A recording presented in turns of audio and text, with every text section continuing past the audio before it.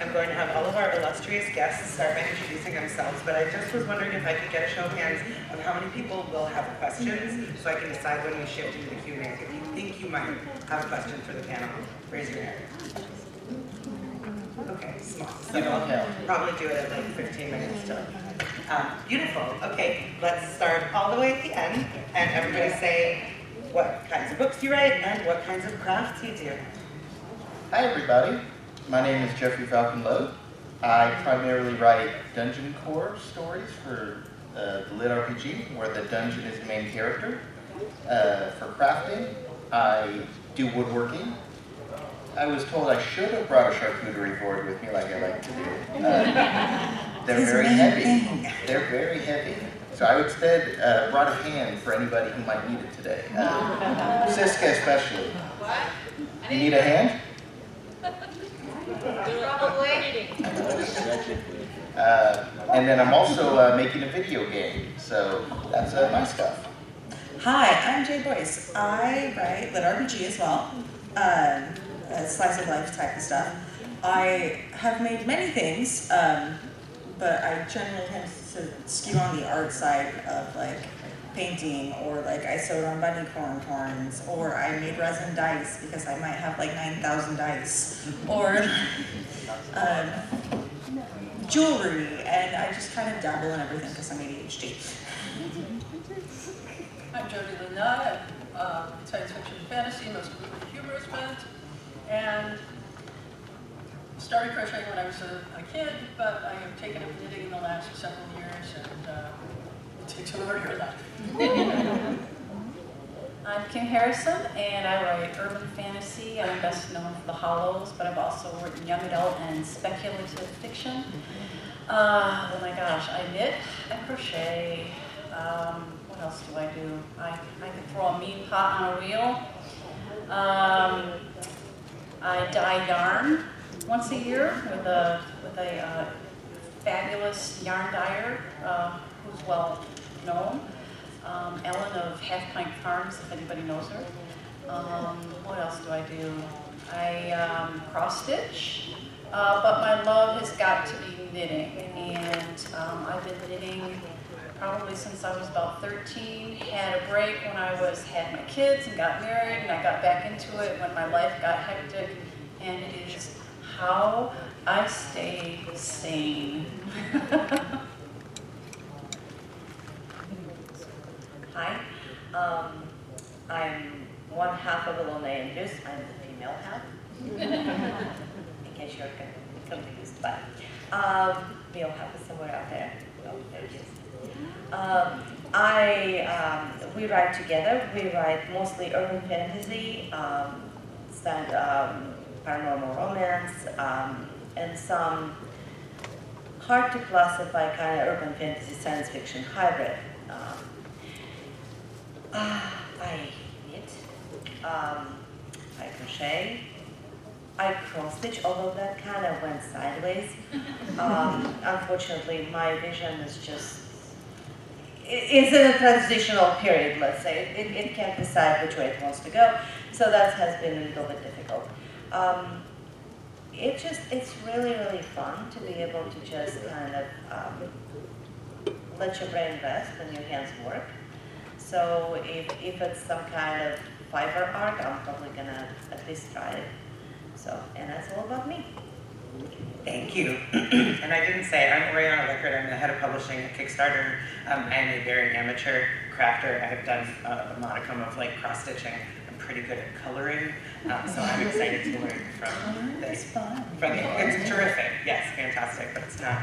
I mean, nothing like what is on display on this table. Okay, so I wanted to start by going back. Do you recall the first time you read a book that incorporated crafting into its narrative? And how did that impact your thought process or your enjoyment of the book or your writing? And can start.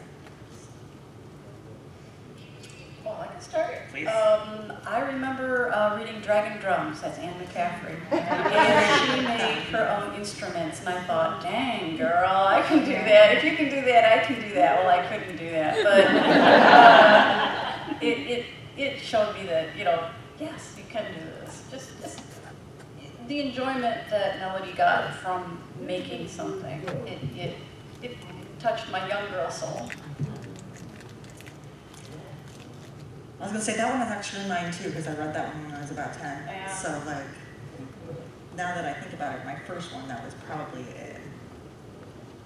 I suppose the first thing that I ever read that had crafting in it was like Rumpelstiltskin. Because I wanted to know what was the spinning, what happens, how do you take this hank of sheep's wool and make it into thread, and started to get interested in things like that. I am with you. It was Hans Christian Andersen for me. It was this, I believe, the Swan Princess, where they knit a garment. She knits a garment out of metal, right? To me, that was really, really interesting. Like I sat there and I tried to figure it out. And I was not a very good crafter when I was much younger. You know, and so to me, sitting there and making a garment out of like basically weeds at that point was really, really interesting. I was like, how did she do that? Like, and then I realized if I were her, I would totally fail.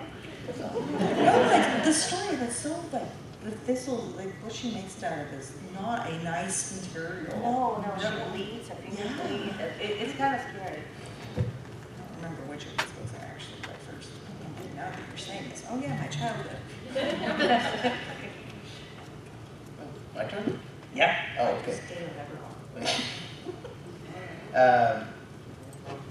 Honestly, I can think of a lot of book examples, but the thing that comes to mind for me was actually from a video game, Neverwinter Nights.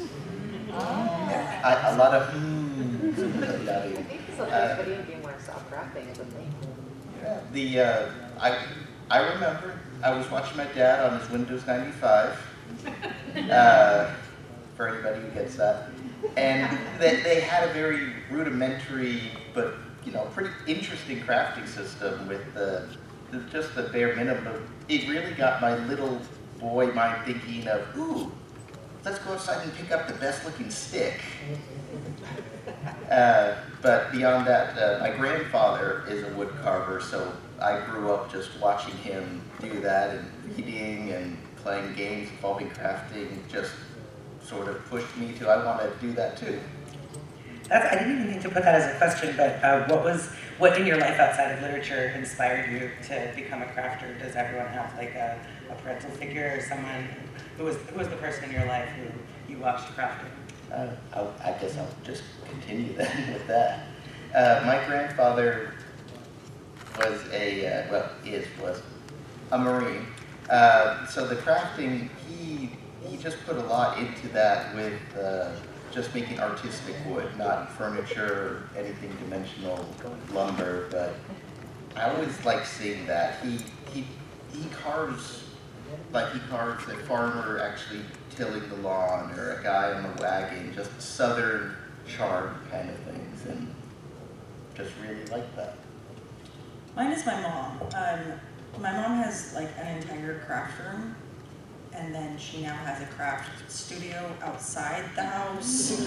And like, she has enough, she could open her own paper store and quilting store. And so like, she would scrapbook growing up. And so I know how to scrap. I did a lot of scrapbooking when I was younger, and I make birthday cards, and we made homemade quilts together and things like that. And so I grew up with that and just loving that. And we all found, like everyone in the family found their own little crafting areas to go to, but I've dabbled in everything because she was always doing it, and it's time to hang out with my mom. It was both my mother and my grandmother. My mom went to the School of the Art Institute in Chicago, and she is still today an oil portraitist. She has the family tremor, unfortunately, which makes it harder, but she's incredibly talented at capturing the likeness. But she was doing all sorts of art while I was growing up. She had oil pastels and charcoal and all manner of things. And there are a couple of little clay heads of me when I was about 3, and my mother, who was still a baby, had no teeth in this little image. But my grandmother had a costume and bridal shop. she rented out costumes that she got from like the ice capades and theaters that were going on to their next season and so on. And she also bought wedding dresses in New York, rented them out along with bridesmaids' dresses. And she taught us all to sew, me starting when I was 6. And nurtured us along the way. She had a wonderful, wonderful senior seamstress who was her second in command, if you want to call it that. And for years, I could have any costume, any Halloween costume that I could describe to her, but Grandma was never much in the way of popular culture. So I had to kind of explain to her who Winnie the Pooh was and a couple of the other ideas. And then when I was 11, I wanted to go see The Artful Dodger, the movie Oliver. And that involved a tailcoat, a blue tailcoat. Everybody who remembers that movie. And Grandma said, "You know how to sew. You make it. I'll help you." But after that, it was over to me. So I made a very complicated coat when I was 11 years old. And that was the biggest project I'd ever undertaken. I'm still proud of it. And I know I can make anything because Grandma always said I could. And my mother encouraged us to pick up pencils and paint, anything we wanted to. My primary art form, if you want to call it that, is calligraphy. So I've addressed wedding invitations for people and so on. But art's always been in our house. Do you still have the coat? Do you still have the coat that you made when you were 11? No, unfortunately, I don't know what happened to it after my mother moved from her house to her apartment. It lives in your heart. This is a tough question for me. My mom tried to teach me how to knit, but I learned more by doing than watching or listening. I have to do it myself. I have to do it myself. And so it didn't take until I found a Learn How to Knit book, and I just studied it and figured it out for myself. Not to say that my mom wasn't crafty. She sewed, she taught sewing, and she did decoupage when that was popular. And she gardened, which may not seem like an art, but it can be if you do it right. So I can't really point to anybody and say that I was inspired or helped particularly by anybody. But I know that they're out there. I just don't know who they are. It's more along the lines of I see something I like. I can't afford it. I am going to figure out how I can make it.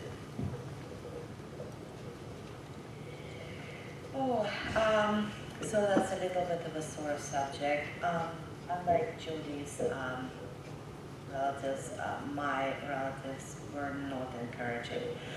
So I'm Russian, I'm Southern Russian. For us, knitting and things like that were less of a hobby at that time because we simply did not have access to really good sweaters, for example, or hats. Like if you wanted something that looked nice and cute, you had to make it yourself. Most of my childhood sweaters were knitted either by mother or my grandmother. Was expensive. So I was taught, but I wasn't actually kind of allowed to when you try to knit or crochet, right, your first project is kind of scary, right? And so here I am, I'm like 8 years old, I'm trying to make a scarf, it looks terrible, and at some point my mom looks at this and says, this is a waste of wool, and because of that,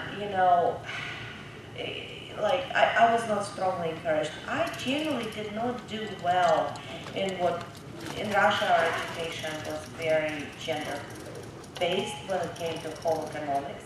So girls did things like cooking and sewing, and men went and worked in the wood shop, right? And so and then they switched us over because, even though it's gendered, they wanted everybody to learn everything. And so I actually did much better in the wood shop, to be honest with you. Like, I had no problem with power tools. I finally picked up knitting again after my children were born. Because after the kids were born, we were also kind of, we were kind of poor. But I remember the tradition of handmade sweaters that I had, right? And I'm very homesick. I had 2 kids, my family was away. And so I was like, well, I am going to make a sweater. I mean, they're little, how hard could it be? And it turned out it wasn't that complicated. It's a rectangle, another rectangle, you join it together, 2 more rectangles, you have a sweater. You know, it's not exactly super hard. Yeah. Then comes the yokes and the raglan and the short rows and the German short rows, but 2 rectangles and another 2 rectangles for the sleeves will get you there. So for me, it was bittersweet, to be honest with you, because by the time I got good at it, I was an adult with my own children. So that's my little story. Thank you for sharing. Do you see the urge to craft as complementary, contradictory, or unrelated to your desire to write? How does it work with your crafting life and your writing life? How do you marry those together? For me, it's an integral part of my writing because I love crafting, and so, but I tend to write game-led books, so I tend to look at them in a more gamified way. So I'm using, am I crafting potions? I'm crafting items. I'm crafting those kind of things. So those are very much part of my book, but not in a traditional sense, more in a game sense.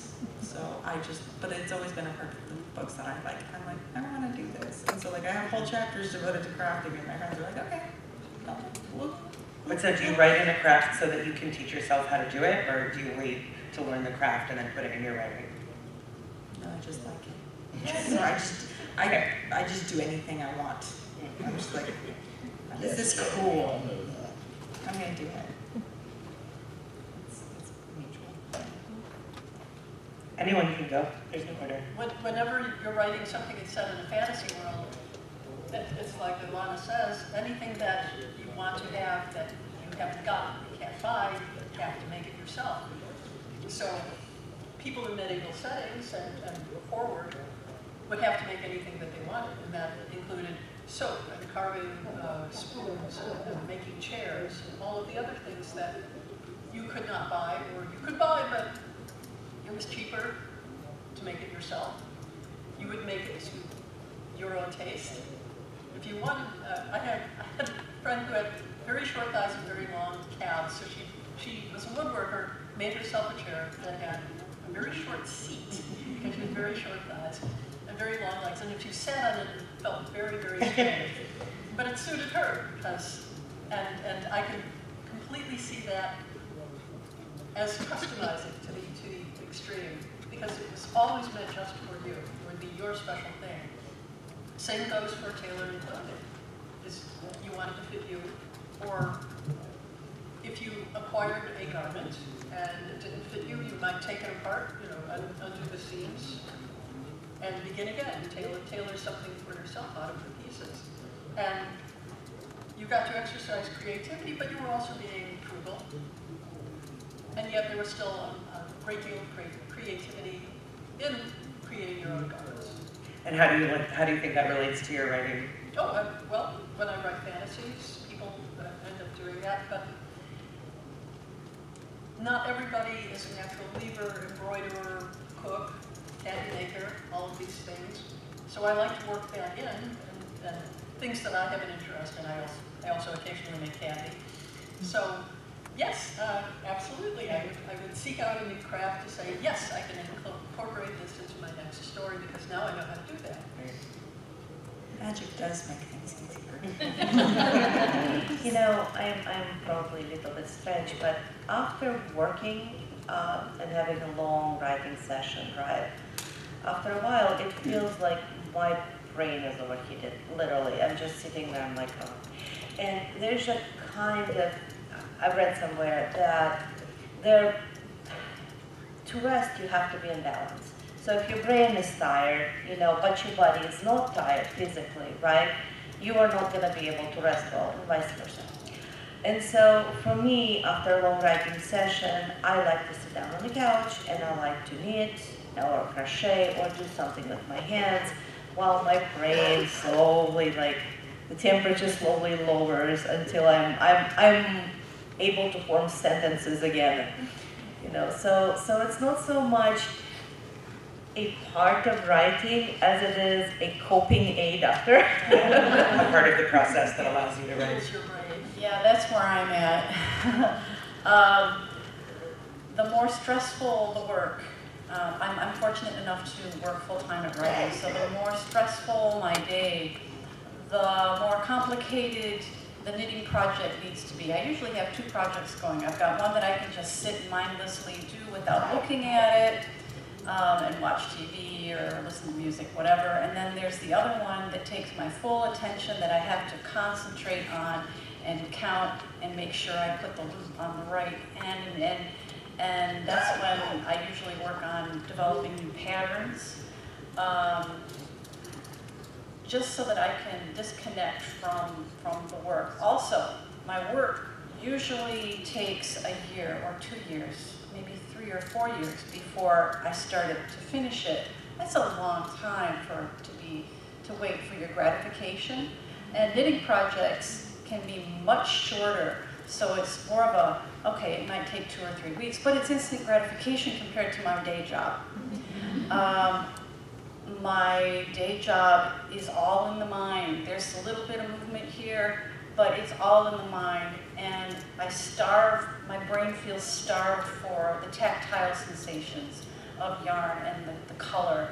And yeah, the color and I go into a yarn shop and it's like, you know, if it wasn't yarn, they'd put me in jail.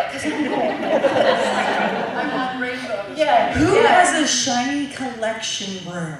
I have a yarn cupboard. I have a yarn cupboard. I'm keeping it to a cupboard. It's not a room, it's a cupboard. But I use the knitting as a way to decompress and to give a sense of control back to myself, because in the book world, yeah, I'm in control, but not really. But I am in control when I have 2 sticks and thread in my hands. A little bit about the control thing. You know, we write very hard, we make our books, right? And then we surrender, complete control. Like you go from basically control freak, a god in your fictional world, to like handing the book off to the editor, and then there's the copy editor, and then there's the proofreader, and then it goes into the world, and then the readers buy it and read it, and that's scary of itself because you guys add 50% of your own experiences and your own, you know, kind of your own life and the point of view to our work, right? And we have no idea how you will interpret it. I mean, we hope that our interpretation align a little bit, but you know, they may not. So it's this weird cycle of complete control and then zero control. And knitting helps. There's always a physical thing. When brain work is as exhausting as physical work, it wears you out, and being able to do something that is soothing and tactile and fun and beautiful. I brought along my little dragon because it was the first thing that I ever finished. That my friend. That's her first thing. And imagine sitting with somebody when that's their first thing. Well, it is.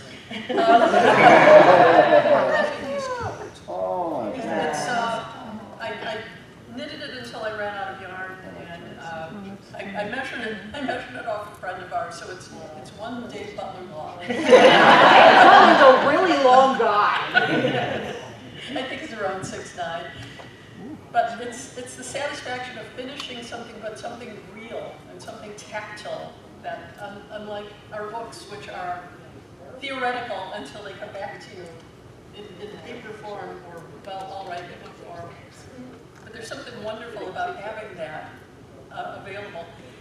I resisted falling into the knitting side of the course for many years, and my friend Barbara, who is a wonderful teacher, by the way, kept saying, "Are you sure you don't want to learn?" No, really, I can teach you. It's not hard. Oh, yeah, and finally one day I said, "Oh, all right." And I'm glad I did. I'm glad I did. But it has been so soothing, and yes, I have too much yarn. Or can I actually say that? You have less yarn than books. Jody, you have less yarn than books, so it's all okay. And they're lighter weight. That is true. And collecting yarn is a separate hobby.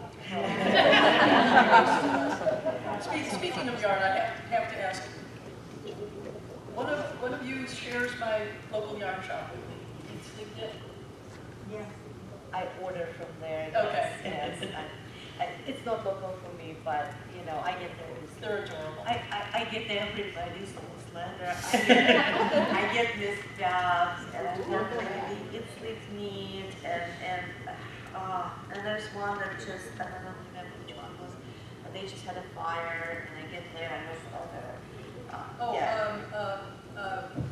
Ravens, 1,000 ravens? one of them where basically there was, so it's a yarn shop, right? And in the back of it there was a loading dock, and by the loading dock somebody set something on fire and it went out of control. They had no, part in it, but because of the draft and the way the fire spread and everything, their entire basically inventory was smoked out. Like they tried to launder it, but it's wool, there's limited amount of things you can do to it. They need to do with the French too, when their grapes get tainted with the smoke. They have a special, They did. and had a it's smoke a sale. Yeah, a smoke sale, and Yeah. it's, you know it's gonna smell bad, you're doing it to support. Yeah, to support the Yeah. store, yeah. But it's like when they showed the actual pictures, like I had like a yarn hoarder moment when I was like, not the skeins, not the skeins. It's like they talk about the library of Alexander. And wool does not burn easily. It doesn't. It's amazingly fire resistant. Yeah, it was really hot too. Jeffery, did you want to share how your crafting and your writing relate? A lot of that's honestly more the same. I like using different parts of my brain for different parts of the day. And also for me, woodworking is a full body experience. Not only do I do art, I also make cabinets now. So, thank you, Oriana. So I have a full-time job for my brain and I have a full-time job for my body. Because when you can sand for 5 hours and you're just like, I'm done.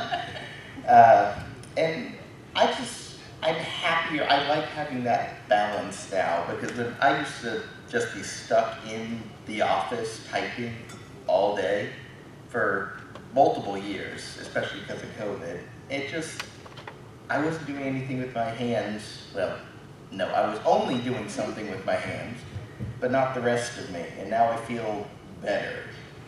Just having a craft that is not only total control, but also when you're working with wood, the wood often asserts itself more than you prefer to do. You have to adapt to it. So if you had unlimited time, what is a dream crafting project that you would create, and would it be inspired by something that you have written or read? Oh, I can answer that. Yeah. If I had unlimited time, I would do an entire set of characters for my books. Tell us a little more about your show and tell, please. Yeah, this is Al. He is my demon from the Hollows. And this is a pattern that I made myself. I mean, this is how much I love these guys. When I worked this out, the whole pattern, the doll pattern, the clothes pattern, the hat pattern, that's all me. I made that from scratch. And when I'm working on it, it's like I'm thinking about the character as well. So I kind of flesh them out a little bit. But for a while, I was doing like a Rachel doll and a Trent doll. And then I started a new series and I did a Petra doll. And then it got too much because I couldn't keep up. But if I had unlimited time, yeah, I would do a whole series of dolls. And so, forgive my ignorance, what's inside it? How is It's it? stuffing. Okay. There's some pipe cleaner in there, but he's mostly stuffing and pipe cleaner. And yeah, if you go online, you can find black stuffing. Did you know that? It's not Nicest just looking white. demon I've ever seen. What's that? Nicest looking demon I've ever seen. Thank you. Yeah, but he's fun. But that's what I would do if I had unlimited time.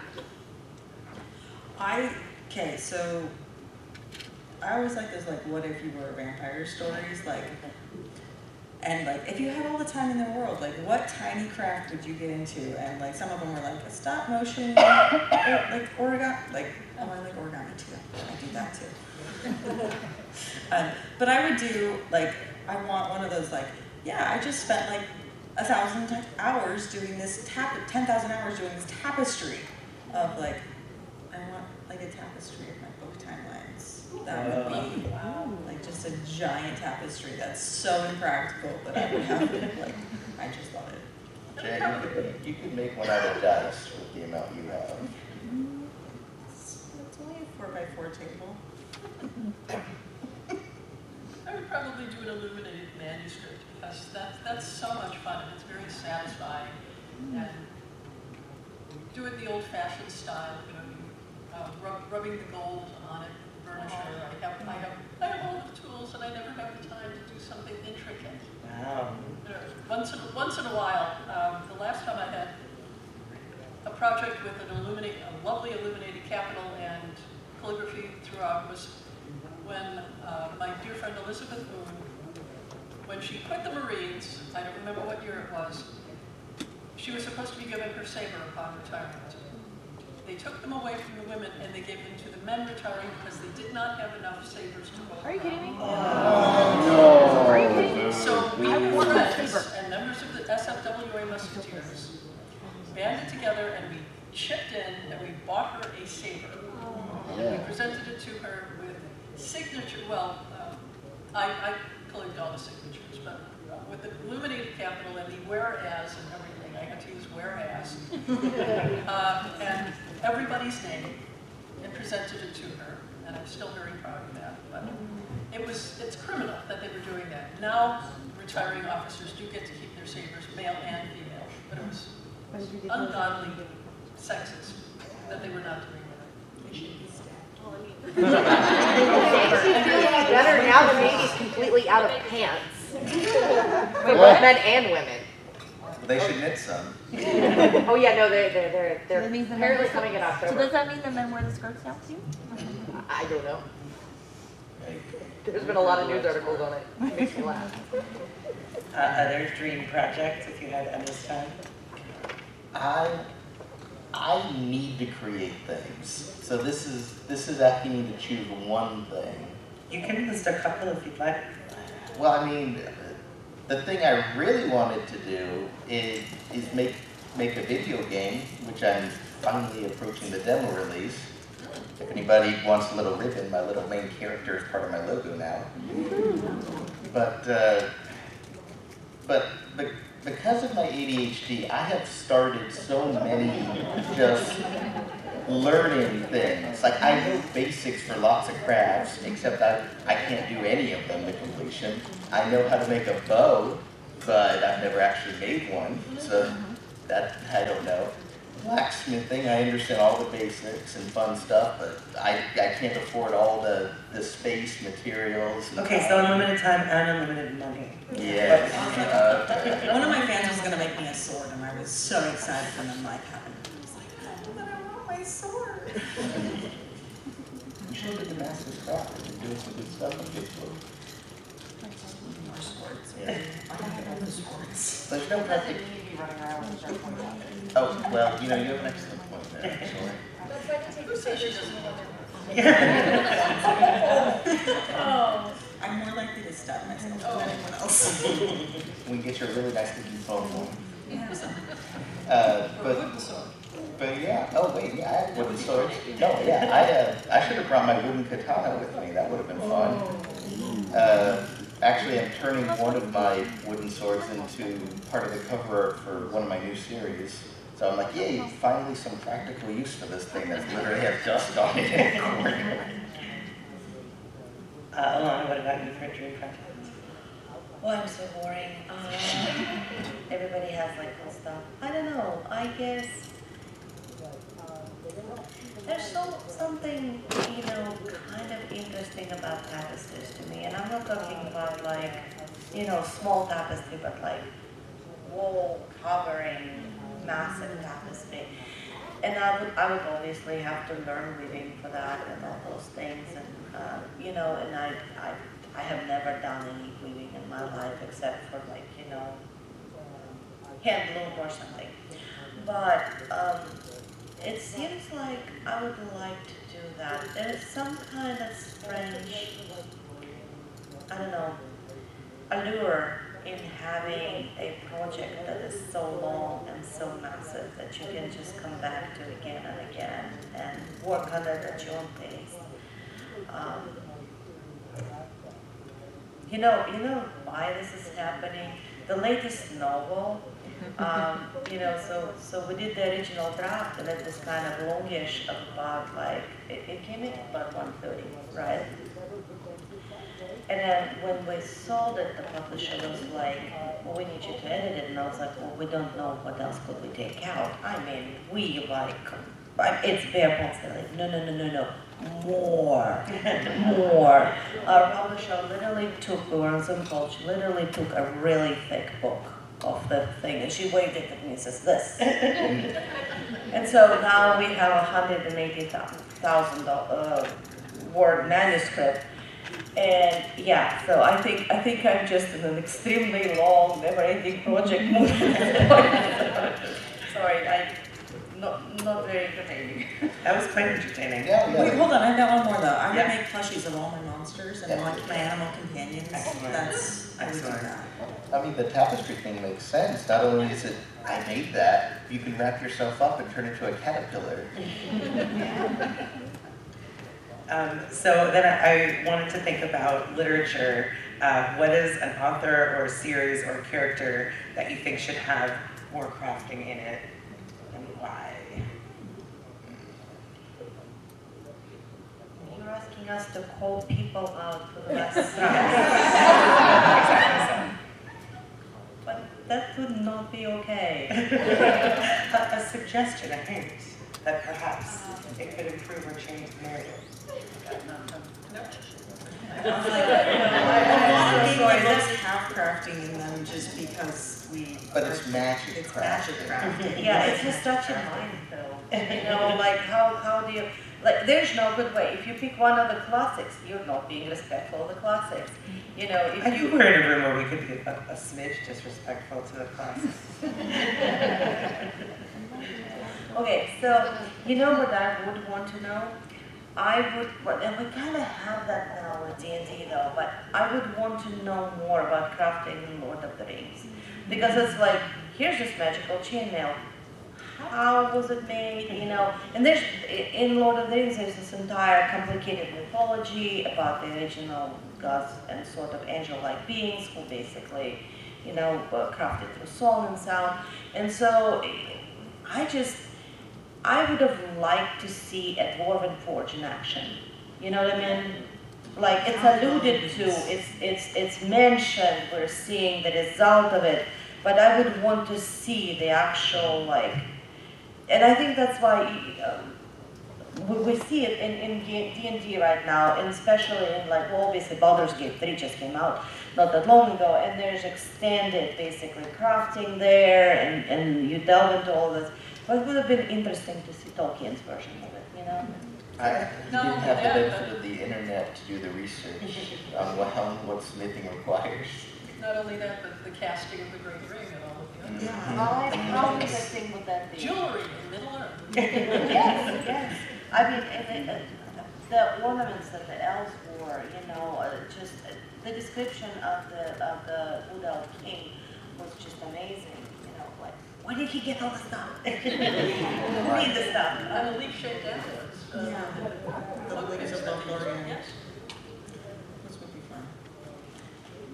Jewelry is not that hard to make, but if you like wired jewelry is easier, but like actual like cast jewelry is a lot harder to go. The closer it is to smithing, the more complex. No, I don't have an answer. We're good. I was going to say Lord of the Rings was a good answer. Yeah. We're going with that. Next. All right, well, let's open it up for audience Q&A in that case. Okay, 1 second. Oh, Siska, you want to go first? No, I want to get the microphone. Yeah. That way I can we can hear them. But although Siska, if you want to go first, this panel was your brainchild. If there's something that I didn't ask. I'm just really happy to see everybody knitting and crafting, and please review it in the app so that we bring it back. Anybody have a question? Since most of you are knitting, I will bring the mic. Remember to review. It made the Fantasy Gather a big room this year. I think that gather could be a bit bigger, but how do you deal with multiple different systems of crafting the same item? Within one book or one series? Within one world. Like for instance, we have the European cast Fortune of a Sword, where you take a sword, you take the iron, you make it into long billets, you twist the billets, you make pound out the sword, versus saying Japanese, where you fold it. How do you deal with it, both having multiple ways of doing the same thing, and why would you have it? Because I want this guy to make it French way, and I want the other guy to make Japanese way. Well, you think of it like cooking. Everyone has their own process, and you know, everyone will do it slightly different. No two people will make things exactly the same, and so even if you're using the same system, people will put their own twist on things. You know, if I used anyone's stuff, my brain is the thing that out. Yes, knitting has two main ways of doing it. Pattern. Oh, those things. Like even if you have a pattern, like it's never gonna come out exactly the same because maybe you use slightly different materials or Or your attention is different. or your attention. Yeah, like everything will come out slightly different depending on who makes it. So like there's always gonna be variations in whatever you do. Look at it this way, right? Using your sword example, you have Angustrean swords, right? Which are spectacular and battle ready, and they're light, right? It's very unusual to have an Angustrean sword that weighs over 50 pounds. Why? Because his whole point was, I'm going to make a weapon, not a sword-shaped object, a weapon, right? That could realistically be swung for several hours if need be, right?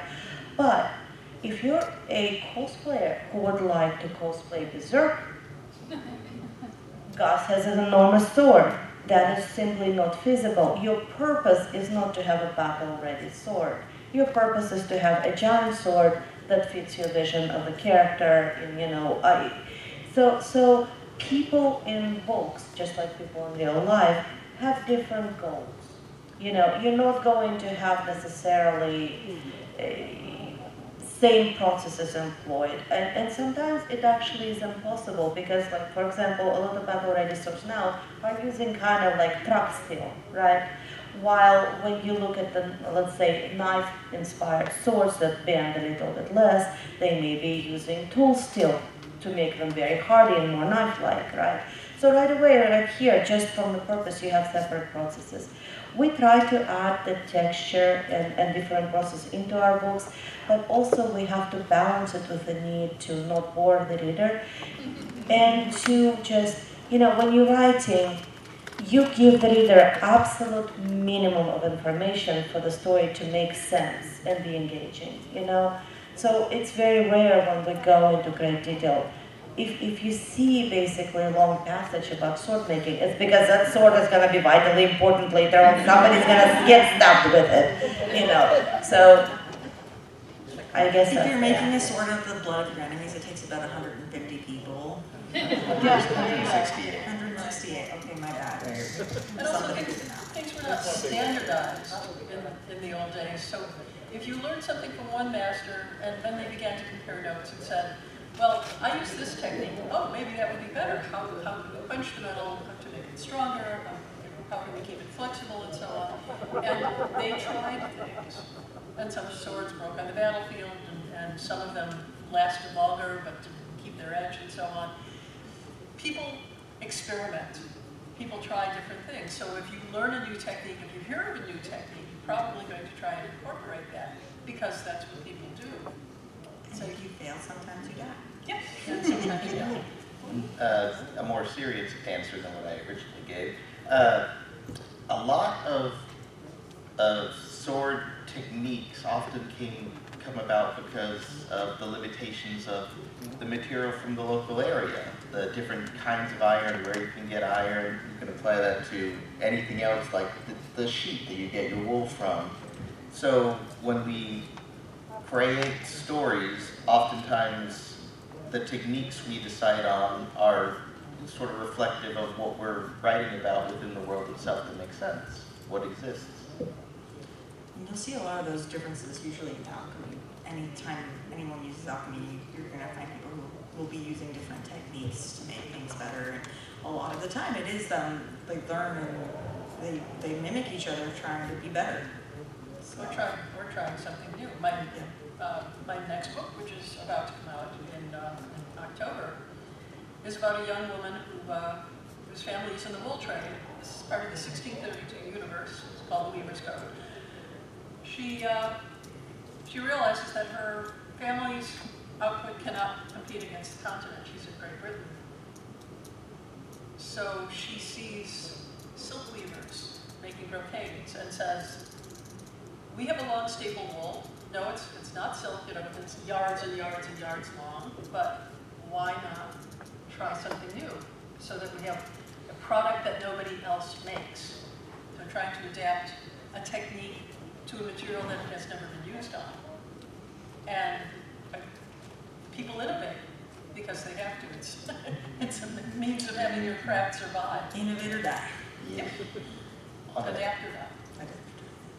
I'll swing back briefly for the cooking, like a pinch of salt, or, like my grandmother used to say, oh, just a couple of drops, and then you're like, oh. And I'm like, Measuring whiskey. A clove. no, it was buttercream. And I was like how many drops? How many? And she's like, oh, when it feels good. And I'm like, that's a liquid. Oh, that's your experience. Yes. So, I have a cooking book with recipes, one for delicious horned rabbit.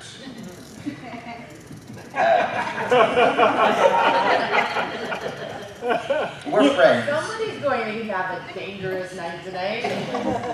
You notice how bloodthirsty we are on this panel? We're like, adapt or die, kill people, cooking dungeon monsters.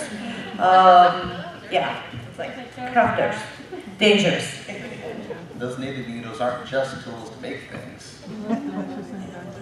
You must have loved that anime on Netflix. Living Road. It's a good one. It's a good one, right? It was very enjoyable. I saw several cosplayers in it. I think we had another audience question. Oops, sorry. Yeah. All good. Hi. I have a question. It's a question of advice. I'm very interested in one day writing my own fantasy fiction. That is a future, who knows when dream. And I had the question of, how do you start to craft your narratives? Because I think a lot of writing a story is in itself a craft. You don't just start doing it. I imagine that you come up with a process or an idea. Or maybe you're meeting a face, maybe you do just do it, I don't know. And so it's I guess the idea of how does that craft begin? How do you start that process? And how do you Such a craft nice the story? question. Yeah. It starts with the first word you write down. You just write a word, you write a sentence, you write a paragraph, you think about it, or you keep going. But the most important thing is just taking the first step. You can't edit a blank page. So, for me, a lot of my ideas start because I actually used to dream every night. And so I do that. But with Lit RPG, it's especially important that you have at least the bones of your system. And so crafting the world and the rules of the world are really important, especially with any magic. If you look up Sanderson's Rules of Magic type of thing, it's one of those really good things where you have your framework with it that you can use, and you don't necessarily need to know every single detail, because if you get caught in world builder's disease, that's also a different problem. But having the basics that you have your framework you can work within, and then go, because again, you can't edit a blank page. Write it, get it out, and then you can edit it. Perhaps if you're having trouble getting ideas down, is to perhaps start it in the form of a letter to somebody. Then you have this cool idea, start it as dear mom, I had this funny idea, and put down everything that you can think of about what it is that you were imagining your story might be. For me, if I have an idea, that seed, that germ, usually comes with a kind of enthusiasm. I am delighted with an idea, so I start to write down everything I can think of about that idea. I'm ready to get that down. And you've heard of plotters versus pantsers, and I'm a plotter. So I get the details down and then I start putting things in order. But really, I think you will find that once you've broken that white page, that things will begin to flow. And just keep going until you are out of energy and until you're out of ideas. Don't lift the pen from the page, or don't take your hands off the keyboard. Just keep going, because then you'll have something that you can work from. It's like any kind of preparation. You must have the ingredients before you can make the recipe. You must have the tools before you can do crafts. You need your ideas, and you need to start putting words down. And if you can't actually write it, text-to-speech has gotten really advanced, and like my publisher uses it all the time. It just talks, and Google Docs has it really like that in and of itself. If you just talk at your computer or your phone or whatever, and it can get there for you. Again, just get it down. David Weber, you've heard of David Weber, hasn't written, he hasn't typed a book in years because he has bursitis. He talks now. There is no wrong way to write, and there's absolutely no wrong. You could ask 200 people and you'd get different answers. So you have to kind of feel your way and find out what works for you. I know we're running short on time, so I'm just going to keep this real short on what works for me. I've been writing for about 20 years, and I've found a pattern that works pretty well for me. Is after I get down just a paragraph or a page of what I want to see happen. Maybe it could be about a character. It could be about what you want to have happen to that character, and then I will go in depth and I'll write a little bit more. I'll make a 3-page synopsis, just flesh it out a little bit more, and then I might make a 10-page, and then I'll start breaking things down into chapters.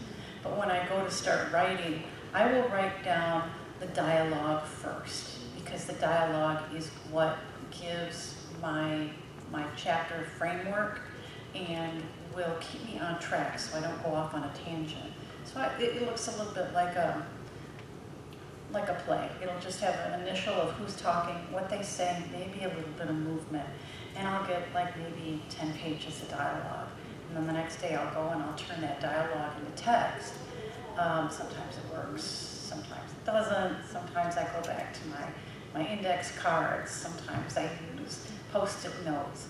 But you have to find what works for you and stick with it. So good luck. It sounds like you're right. Yeah. What Kim said, there's only one rule in writing. If it works, do it. Okay, that's it. You can hear, people will try very complicated models and they'll push them on you and they'll talk about roles and bits and God knows. Here's what it is. Do you daydream about your characters? Do you daydream about your characters? Okay, just write that. Write down the daydream, write down the scene that speaks to you. Okay? Most of our books don't come around from complicated characters. Most of our books start like this. Anne got up from her seat and left the crafting panel. As she walked down the hallway, she saw an inky darkness in the corner. It shivered and looked at her with glowing eyes and said, "Hi, Anne." Okay? That's the beginning of the book, or at least the story. So you just go ahead and you write down your daydreams and then you think about them and let them grow. That's it. We have about 5 more minutes. I think we've got one more question. Go ahead. Yes. What would your main character's craft be? For example, Patricia Briggs has Mercy Thompson in, and she role plays for their friends. They kill her off first so she can bake cookies. So what would your character do if they had a crafting hobby? That's such a good question. Oh, I have a character who knits. Her magic causes her to have amnesia for like 10. She'll lose like a day, or she'll lose in a bad situation. She might lose 3 years. So she will knit, but she's also like a special ops agent. So she will knit Morse code into a scarf for her to remember what she doesn't want to forget. So Perry Reed already has she's a knitter. Well, I have several series. Keith Doyle would of course be doing woodwork with the little people that he discovered in the basement of his college library. Dr. Shona Taylor loves to cook, but she rarely has the opportunity to use real food because she's in space, and so it's a treat. Lori Thomas Canago has a different hobby every time you turn around, so it depends on what the flavor of the month is, but he's his first love was photography. And of course my 1632 young lady, weaving, embroidery, knitting, all of the things that have to do with wool. I was like, both of my characters are already doing like jewelry crafting and alchemy. Those are my like two biggest ones that I immediately go to because I really like them. Cooking. Oh, I have some SF Fantasy Knitters Guild ribbons. I don't have a whole lot of them, but first people come up who want one can have them. And I've got magnets and ribbons. Ribbons too. Did you want to answer? Oh, I guess.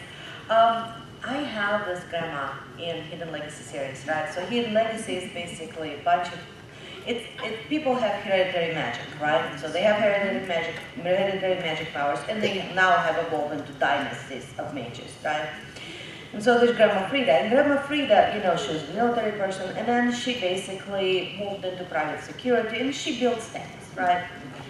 And at some point, she's hassling one of her older grandchildren, who's the hero in the story, and she's like, why don't you get married? Why don't you cook? And she's like, okay. Grandma Frida, why don't you knit? All grandmas knit. Sometimes I sit there and I think, if only my grandmother, well, her grandmother's working on the howitzer, right? If only my grandmother would knit me a scarf. So Grandma Frida heroically tries to knit. It is frightening, right? It's just, at some point, her daughter, right, she's sitting there and she's pulling it apart and she's like, what is this? So yeah, sometimes we have crafting with weird results. And let's real quick, everybody say, when I start with you, where people can find and follow your work here or in the world. I actually have postcards with all my stuff, but just if you're interested, ilonaindex.com. I have some audiobook giveaways here for you to scan and hang out. If you're looking for a little bit more from us, tomorrow we are doing a meet and greet where there will be giveaways of free ebooks and things like that. But yeah, just I hate to be that person, but just Google us and find our website, and there's a lot of free stuff on there, and hopefully something catches your eye. My stuff is anywhere books are sold, so yeah, wherever.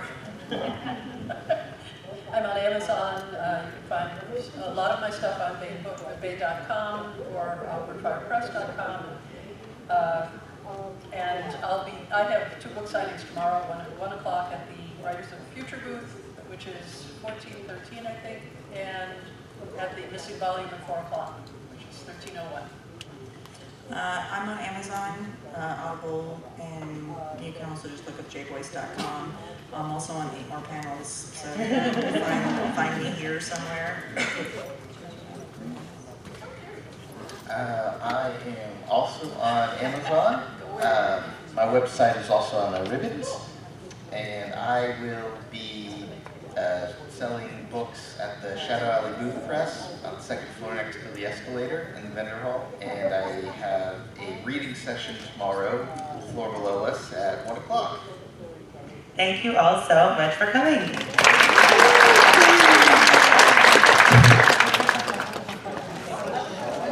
How's it going? It's good. I want Okay, I'm not gonna go in.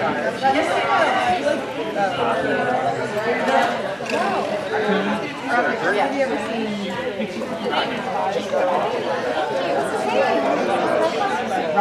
You guys send cards. I have. I know who you're talking about now.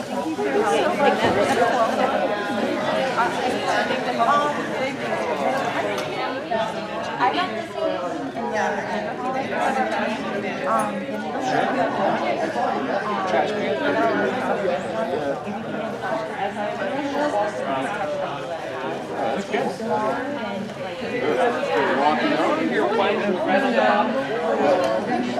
I might knit something though later.